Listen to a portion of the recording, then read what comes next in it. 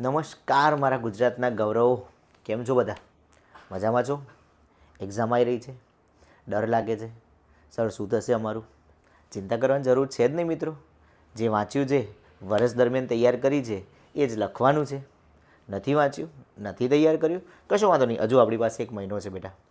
વ્યવસ્થિત paper set લો, પેપરો લખો, રોજ પ્રયત્ન કરો કે એક પેપર લખો, તો તમારું 1 મહિનાના પણ અંદર પણ રિઝલ્ટ સુધરી શકે છે. ક્યાંય ગભરાવાની જરૂર છે નહીં બેટા. વિજ્ઞાન વિષય ધોરણ 10માં જે 4 ચેપ્ટર ફિઝિક્સના છે એના તકલીફો હું તમને સોલ્વ કરી આપીશ.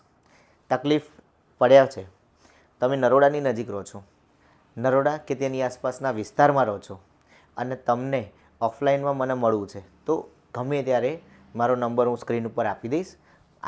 પર્સનલી મળી જજો, તમારી તકલીફોને હું સોર્ટ આઉટ કરવાનો પ્રયત્ન કરીશ. ચાલો વિદ્યાર્થી મિત્રો, આજે આપણે કયા ટોપિક અથવા તો કયા પ્રશ્નોને લઈને ઉપસ્થિત થયા છે જરાક આપણે એની માહિતી લઈ લઈએ. તમે જોઈ શકો છો અહીંયા આગળ આપણને પ્રશ્નમાં કીધું છે આર અવરોધ ધરાવતા તારના 5 સમાન ટુકડા કરવામાં આવે છે. આ ટુકડાઓને સમાંતરમાં જોડવામાં આવે છે. જો જોડાણનો પરિણામી અવરોધ આર ડેશ હોય તો આર છેદમાં આર ડેશનો ગુણોત્તર કેટલો હશે? વિદ્યાર્થી મિત્રો સમજો શું કહેવા માગે છે. આપણી પાસે ધારો કે આવી રીતે એક તાર છે.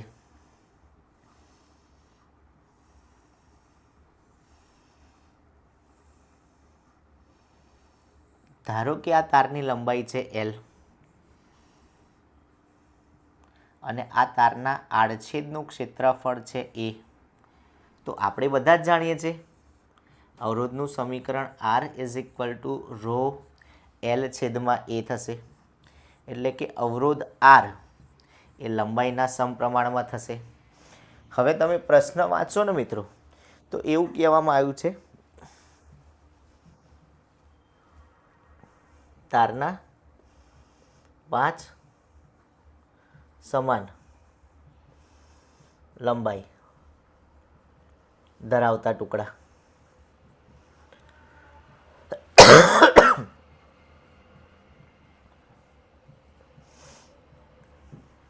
જો સમાન લંબાઈ ધરાવતા 5 ટુકડા આપણે કરી દઈએ ને બેટા, તો એનો મતલબ એવો થાય કે દરેક ટુકડાની હવે લંબાઈ મૂળ લંબાઈના 5મા ભાગની થાય. એટલે કે L' = L/5 થાય. સમજો હવે અવરોધ એ લંબાઈના સમપ્રમાણમાં છે. તો ધારો કે આપણે આવા 5 ટુકડા કરીએ તો હવે દરેક ટુકડાનો જે અવરોધ છે એ મૂળ અવરોધના 5મા ભાગનો બને. એટલે કે R' = R/5 બને. હવે એવા 5 ટુકડાઓને આપણે સમાંતરમાં જોડવામાં છે.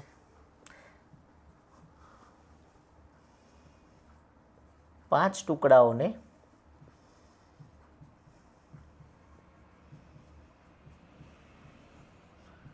સમાંતરમાં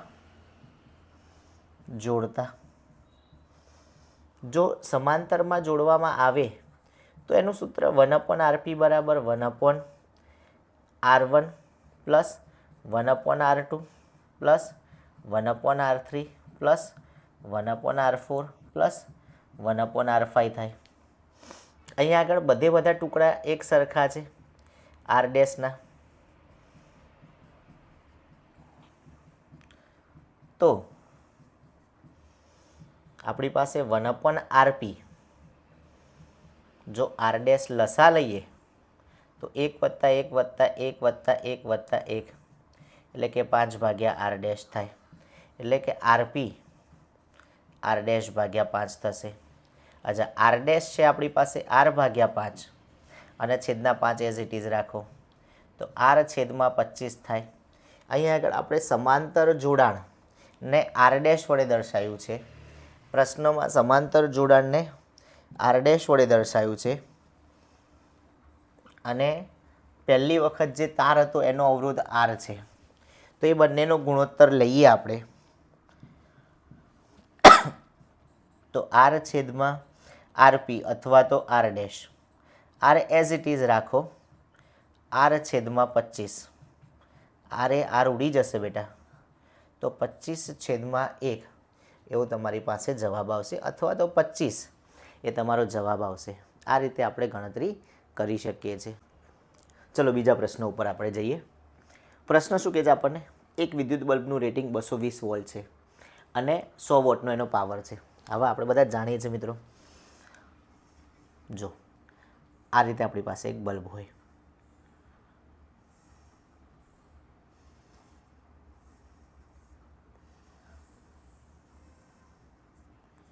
બલ્બનું રેટિંગ એનો મતલબ એવો થાય કે બલ્બ કેટલા વોલ્ટેજ પર કાર્ય કરશે. તો બલ્બના વોલ્ટેજ છે 220 વોલ્ટ અને પાવર જે છે એ 100 વોટનો છે.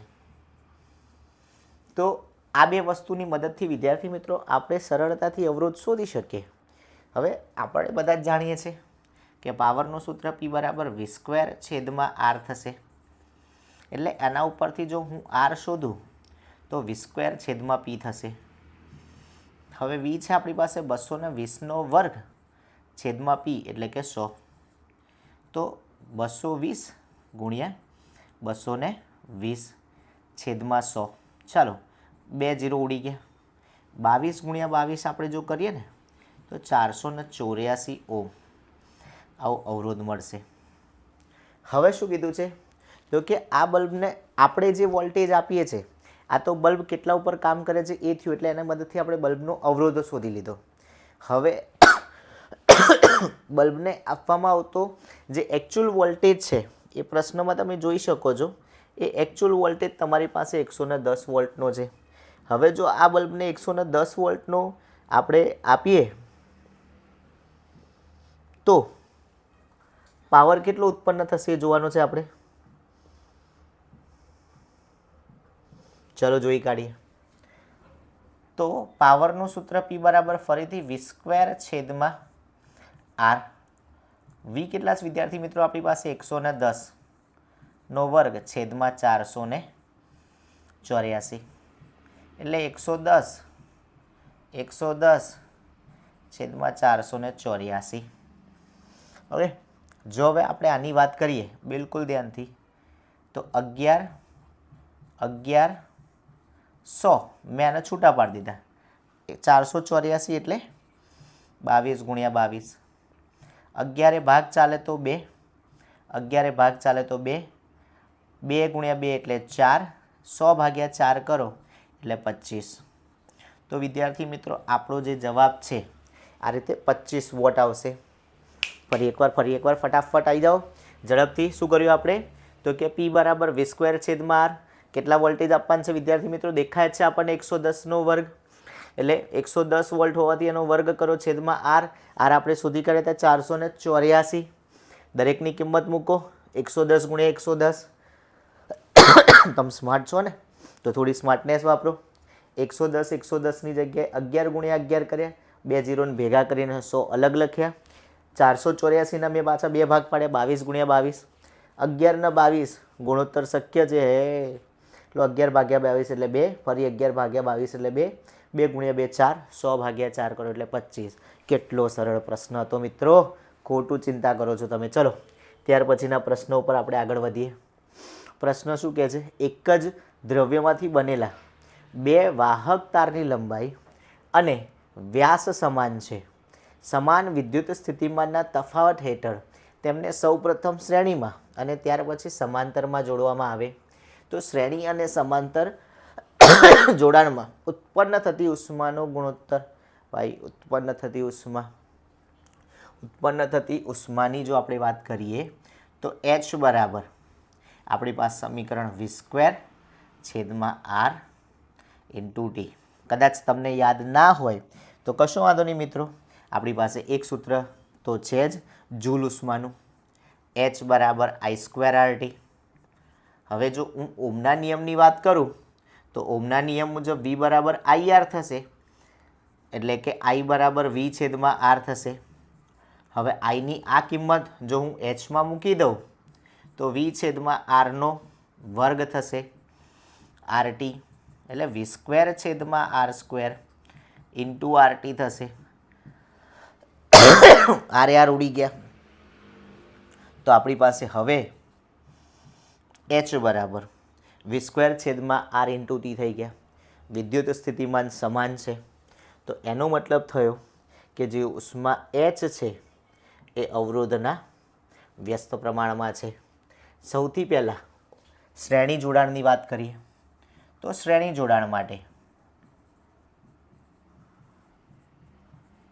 જો આપણે RS લઈએ, પહેલો R1 પછી R2, બંને એક જ દ્રવ્યમાંથી બનેલા છે, એક સરખી લંબાઈ છે, એક સરખું વ્યાસ છે, તો એનો મતલબ એવો થયો વિદ્યાર્થી મિત્રો કે બંનેનો અવરોધ પણ સમાન હશે. જો બંનેનો અવરોધ સમાન હોય તો R પ્લસ R એટલે કે 2R થશે.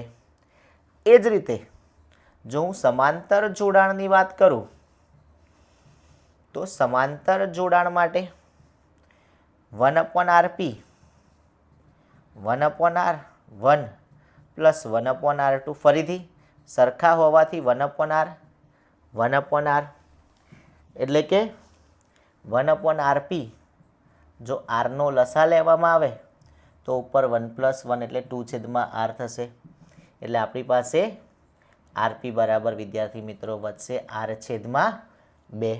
હવે પ્રશ્ન પ્રમાણે જો જઈએ તો શ્રેણી અને સમાંતરનો ગુણોત્તર લેવાનો છે, તો ઉષ્માનું શ્રેણી છેદમાં સમાંતર, તો અહીં આગળ ઉપર આવશે કેમ કે વ્યસ્ત પ્રમાણમાં છે મિત્રો. h ચલે છે 1/R છે, h ચલે છે 1/R હોવાથી વ્યસ્ત પ્રમાણમાં છે. જો હું HS લઉં તો સામેના છેડે RP લેવા પડે, વ્યસ્ત પ્રમાણમાં છે ને બેટા, તો HS લઈએ તો સામે RP લેવા પડે અને નીચે HP લઉં તો RS લેવા પડે.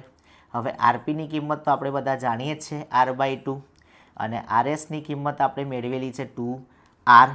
ઓકે, Rથી R ઉડી રહ્યા છે મિત્રો.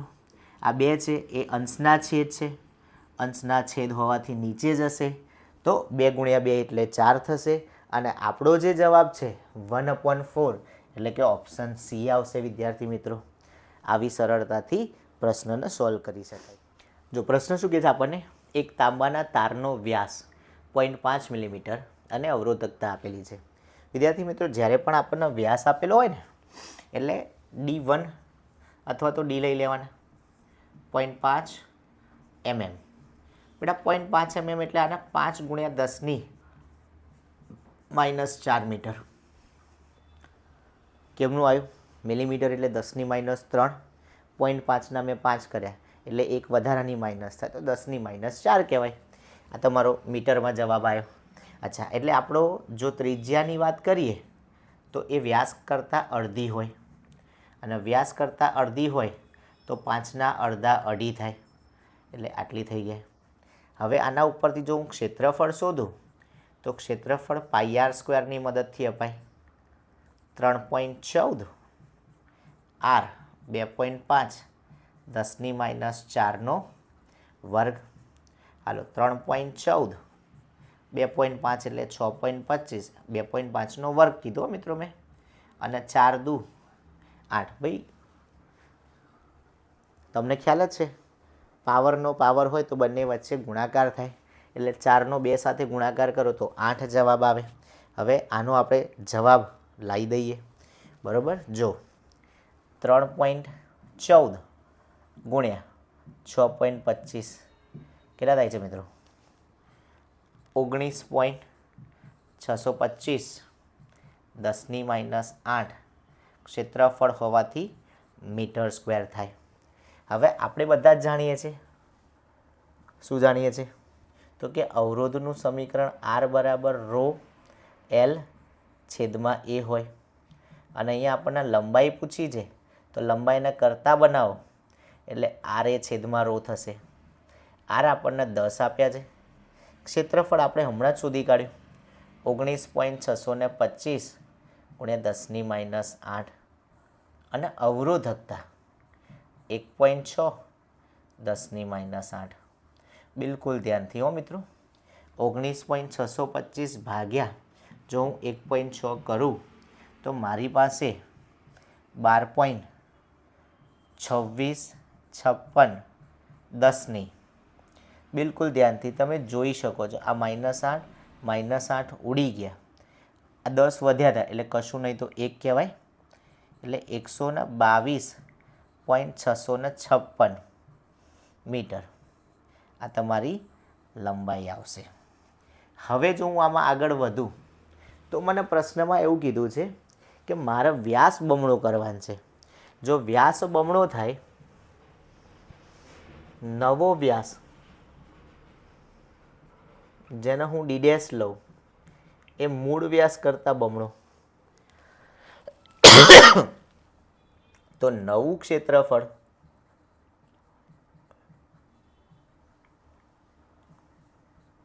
એ ડેશ પાઈ ડી' નો સ્ક્વેર છેદમાં 4. તમને એવું થાય સર કેમ આવું? કશો વાંધો નહીં બેટા, જો અહીંયા આગળ જ છે પાઈ આર સ્ક્વેર, આરની જગ્યાએ d/2 હોલ સ્ક્વેર કરાય, d/2 હોલ સ્ક્વેર કરો તો d²/4 થાય. એ જ વસ્તુ મેં અહીંયા લગાડી એટલે પાઈ d²/4 થઈ ગયા. ઓકે, અને જૂના માટે વાત કરું તો પાઈ d² છેદમાં 4. ઓકે, ધ્યાન આપજો. હવે d' ની જગ્યાએ 2d નો સ્ક્વેર ભાગ્યા 4, અહીંયા તો પાઈ d² છેદમાં 4 એમના એમ. તો આપણી પાસે હવે a' છેદમાં a is equal to pi d², કેમ કે જો 2 નો વર્ગ 4, એ 4 નીચેના 4 ઉડી ગયા અને નીચે પાઈ d²/4 આ ઉડી ગયા. એટલે આપણે લઈ શકીશું a' છેદનો છેદ હોવાથી અંશમાં જશે અને આ એ જે છે એ સામે જશે. હવે r' બરાબર રો એલ છેદમાં a', એટલે કે row L 4a. Row l/a તો તમારો જૂનો અવરોધ r છે, જે જૂનો અવરોધ 10 હતો, 10/4 કરો એટલે 2.5 ઓહ્મ. એટલે એનો એવો મતલબ થયો બેટા, r' બરાબર r/4 નો એવો મતલબ થયો કે જે નવો અવરોધ છે એ જૂના અવરોધનો ચોથો ભાગ થશે, એટલે /4 થશે. તો આવી રીતે આપણે ગણતરી કરી શકીએ છીએ. આવા જ સારા વિડીયો, આવી જ સારી માહિતીઓ લેવા માટે અમારી યુટ્યુબ ચેનલને લાઈક કરો, સબસ્ક્રાઈબ કરો, અને તમારી કોઈ પણ તકલીફ હોય, આના સિવાય તમારે હવે નવો વિડીયોમાં શું જોઈએ છે, નવા વિડીયોમાં હું શેનો બનાવું, જો તમારે જણાવવું હોય તો મારા કમેન્ટ બોક્સમાં જણાવો, જેથી કરીને નવો વિડીયો હું બનાવી શકું તમારી જરૂરિયાત મુજબનો. ધન્યવાદ મિત્રો, મળીએ ફરી એકવાર નવા લેક્ચરમાં. Thank you. જય શ્રી કૃષ્ણ.